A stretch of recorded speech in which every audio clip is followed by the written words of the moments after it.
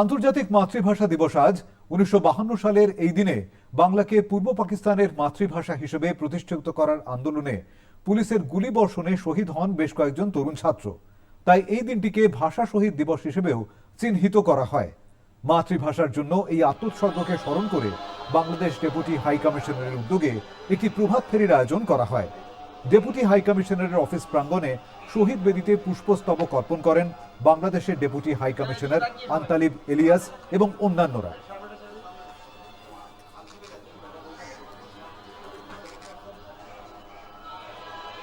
1952 সালের এই দিনে 21শে ফেব্রুয়ারি বাঙালি ভাষার জন্য প্রাণ দিয়েছিল, বাঙালি ভাষার জন্য রক্ত দিয়েছিল।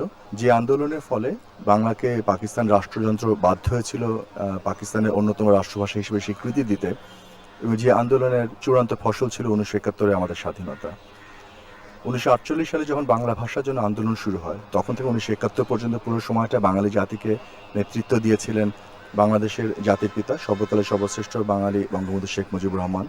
তার নেতৃত্বে আমরা বাংলা ভাষাকে প্রতিষ্ঠা করতে পেরেছিলাম অন্যতম রাষ্ট্রভাষা হিসেবে পাকিস্তানের, এবং পরবর্তীতে বাংলাকে আমরা আমাদের হৃদয় ধারণ করে একটি স্বাধীন দেশ, স্বাধীন জাতিসত্তা প্রতিষ্ঠিত করতে পেরেছিলাম।